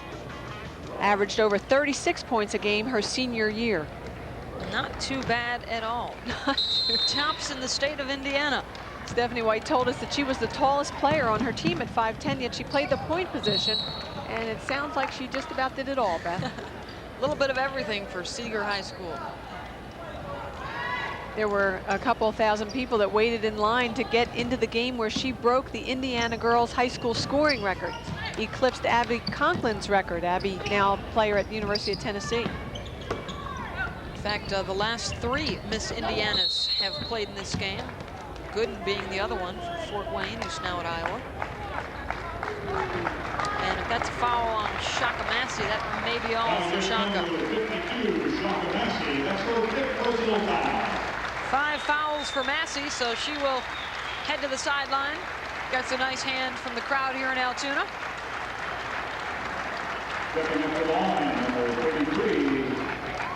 Shaka Massey from Sam Houston High School in Arlington, Texas, has a cousin, Winfred Tubbs, who plays for the New Orleans Saints. She fouls out with 5 points. And Herrig returns to the lineup. At the line now for the red team, Demaya Walker.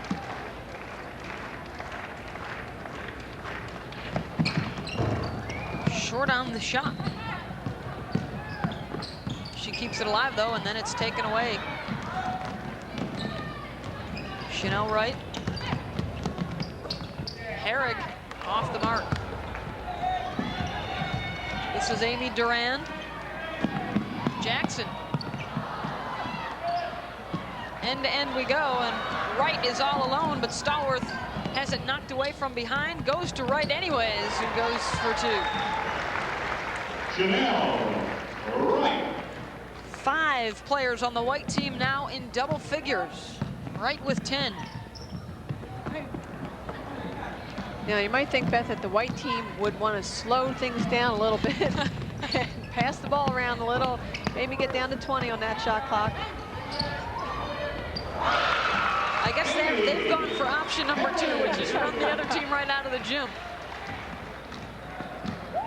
Well, it's certainly fun to watch. Julie Lake misses on the shot. Julie Lake won the Pepsi National Hot Shot competition when she was 11 years old, and it doesn't surprise me a bit watching her shoot both yesterday and today.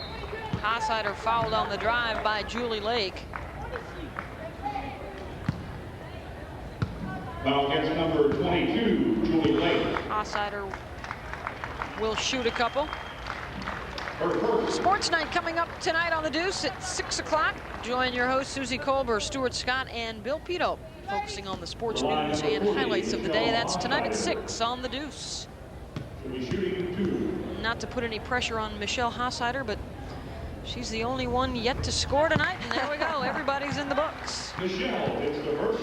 Michelle has a Tennessee Walker horse at home that named Mickey that she considers one of her close friends. She says whenever she's got a troubled mind, she gets on her Tennessee Walker and goes for a ride and discusses it with Mickey.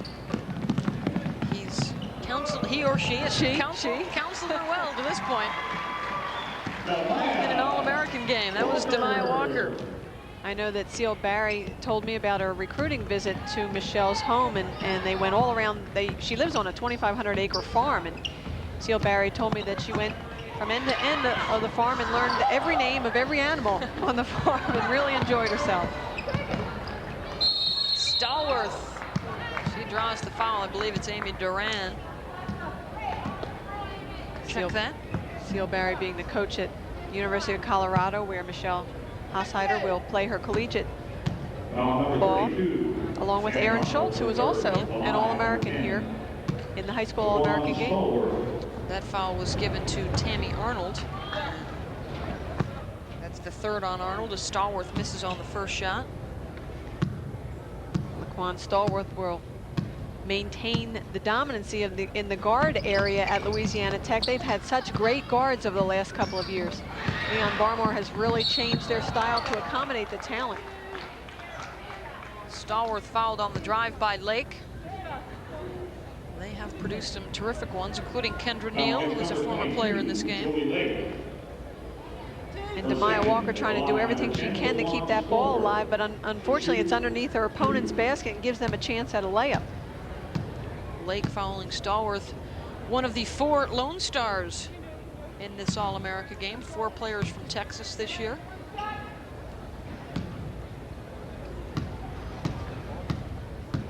And that is the most from any state on the 95 team.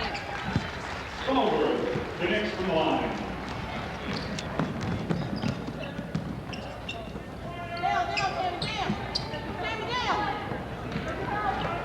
Red team will swing it around the perimeter. Knocked out by Herrig.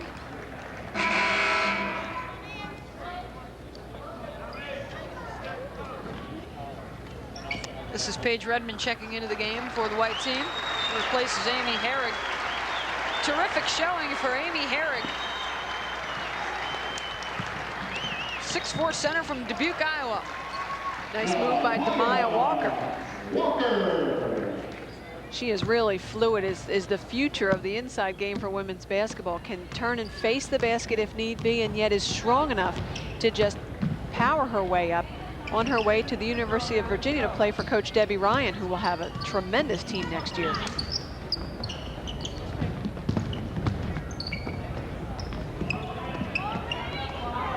Shot clock under 10. Had to say it at least once today, Mimi. I'm glad that you noticed, Betty. Canny blocked. Now the big question will be if they can get to 101 points, which is the All-America game record. And there's Canny with the rejection of the game. You want to talk about a wake-up call. Look at Dominique Canny coming from nowhere. Oh, no.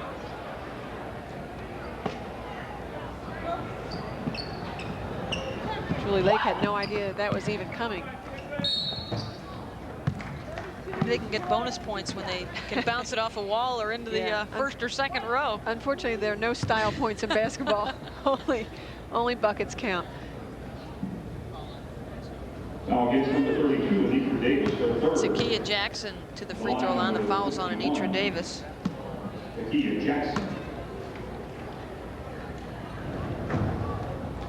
You know, a lot of these high school players have such a difficult time when they go into the college game and they're used to scoring 20+ points a game, and all of a sudden they're down into single digits and they want to know what's wrong, and what they have to understand is there's nothing wrong. That's their role. And when they need to contribute in the point category, they'll be called upon to do so.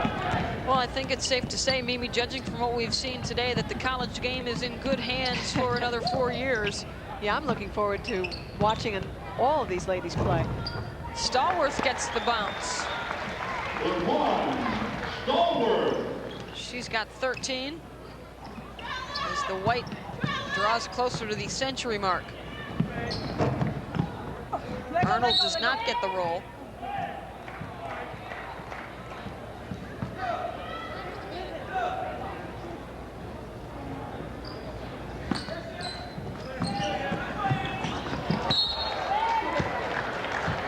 Candy with another block defensively.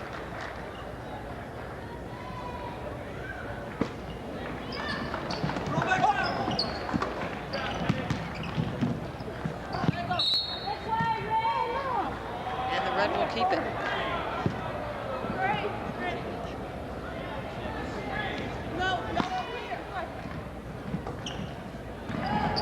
At this point, Tammy Arnold should take that shot. What the heck? And Dominique Canny not letting up. Oh, just couldn't get the handle. Thinking D-U-N-K.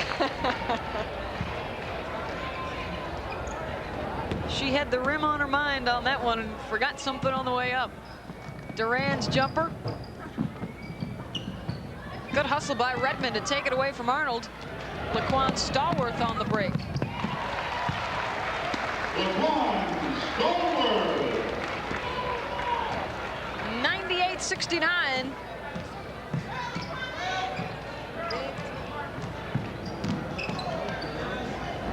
Duran. Demaya Walker puts it up and in. MVP performances today. The white team, Stephanie White, and the red team, Jamie Red, appropriately enough. What a novel idea. Red and white for the All-Stars, for the MVPs. I'll tell you, though, Dominique Canny and Amy Herrig both played outstanding as well for the white team, as Canny puts the finishing touches on it and gets the white team to the 100-point mark. The white team wins it 100-71 here in Altoona, Pennsylvania for the WBCA Nike Lady Foot Locker Girls High School All-America game. Coming up next on ESPN2, the National JV Cheerleading Championships. For Mimi Griffin and the rest of the production staff, I'm Beth Moen saying so long from Altoona.